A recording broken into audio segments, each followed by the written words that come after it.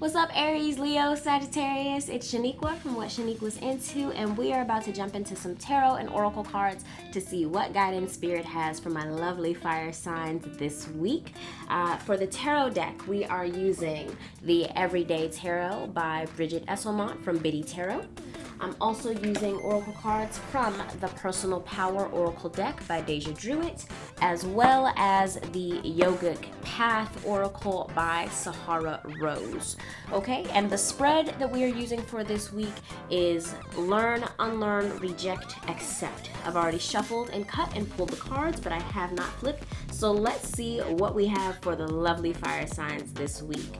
This week, you are guided to learn an element from the Three of Pentacles. So teamwork and individual ability are big lessons for this week. We are unlearning some aspect of the Nine of Wands. So this could be expecting the worst, or letting your experiences make you feel a little bit jaded and doubtful about optimistic things or positive things happening. We are rejecting an element of the Queen of Wands, who is highly individualistic. Excuse me. So that makes sense. That kind of goes well with the Three of Pentacles. And we are accepting some aspect of the Knight of Swords. Your Yogic Path card is Ajna. I think that's how you say that, Ajna.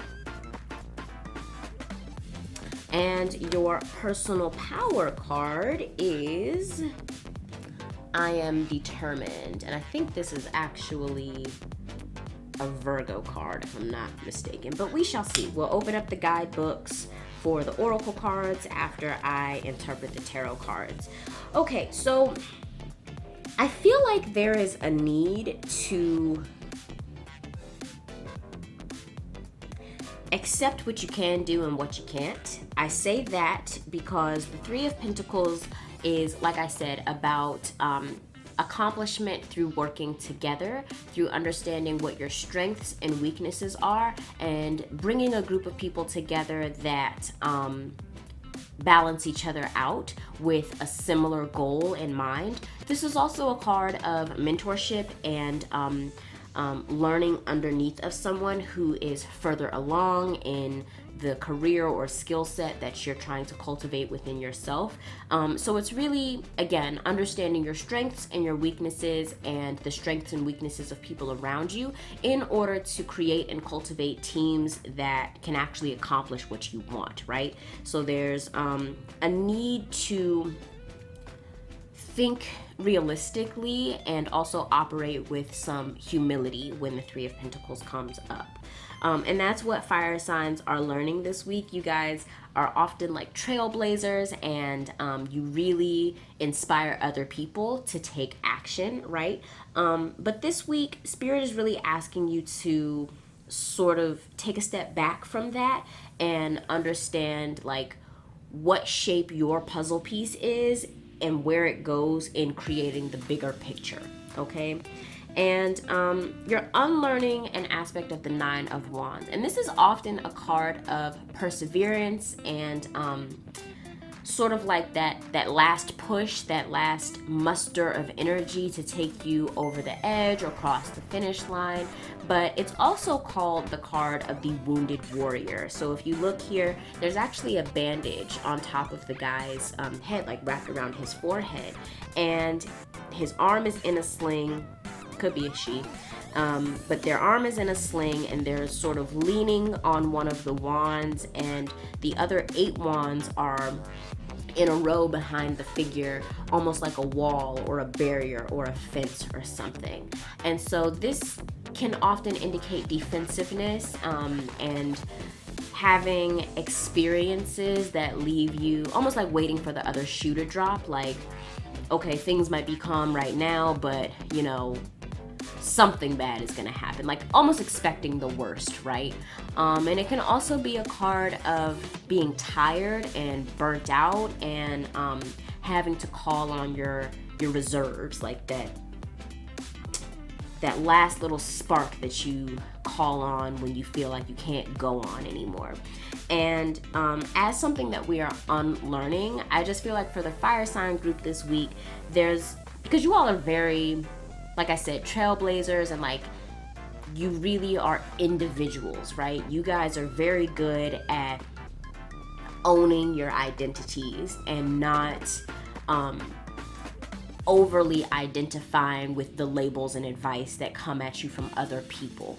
And that's good. That is very good. It's very empowering energy to embody, but there's two sides to every coin, and one of the risks that comes with embodying that all the time is an inability to learn from others and work well as a team. And so don't let previous experiences with group work, teamwork, even just like working with coworkers at a regular job, don't let any negative experiences from the past leave you so jaded that you can't envision positive experiences in the same way or in the same categories for your future. So there's a need to really like let go of this notion that like I can do bad all by myself kind of energy. And I say that because what's being rejected is the Queen of Wands, and she is the I can do bad all by myself card, okay?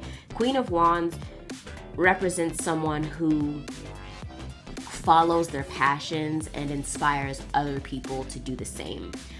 This is the type of person that lights up a room when they walk in. This is the type of person that you just want to be friends with, right?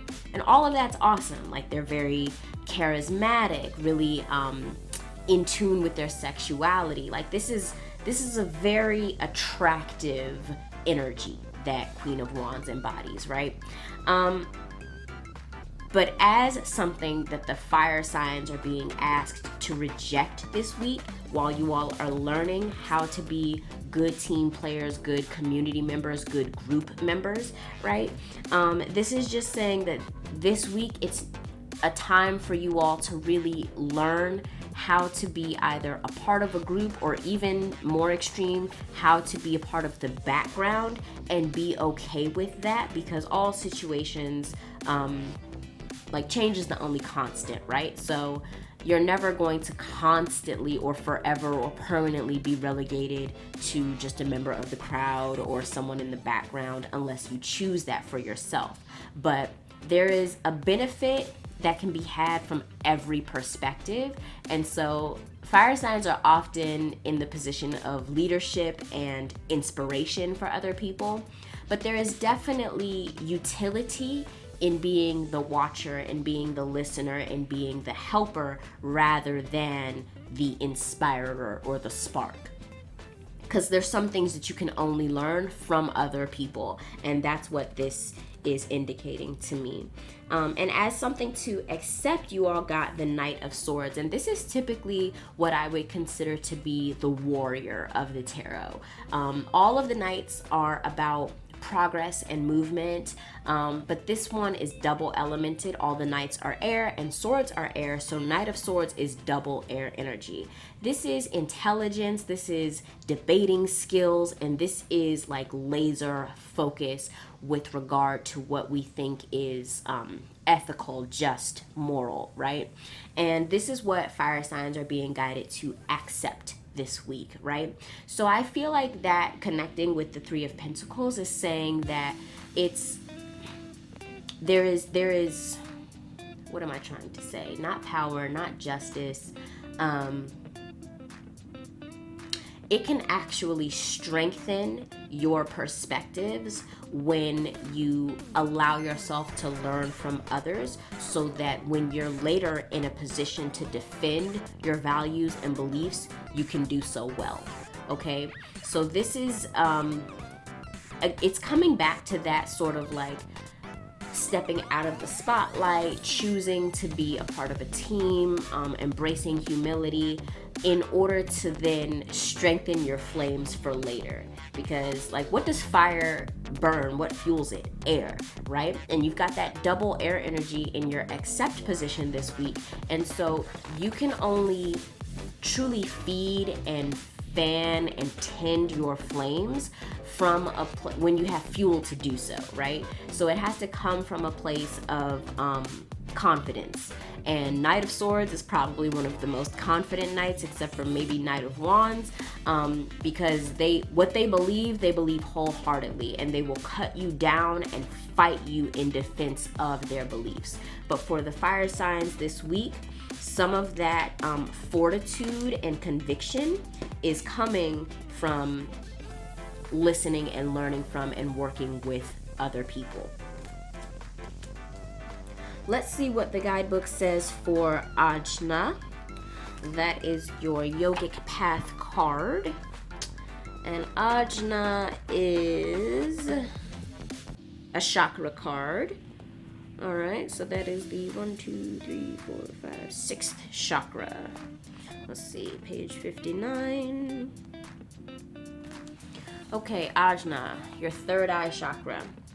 The upright meaning for this card: you have been using your sixth sense recently, your intuitive powerhouse, the third eye, and it's guiding you in the right direction. Your third eye sees far beyond your two eyes and the limitations of your mind, which can only dream up what is known. Your intuition speaks to you in whispers, in visions, in feelings. Find the language of your third eye and continue to follow its hunches as you have been. The more you become aware of it, the easier this dialogue becomes. Your third eye is taking you on the very journey that your soul was put on this planet to fulfill. You came here to live, love, and learn. As long as you continue viewing the world from your third eye, you will surpass all limitations and find yourself limitless.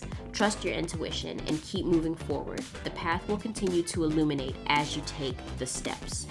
So I feel like that's really coming back to the Nine of Wands in letting yourself not limit yourself based on your past experiences and just really being open-minded to new experiences and wisdom from your intuition.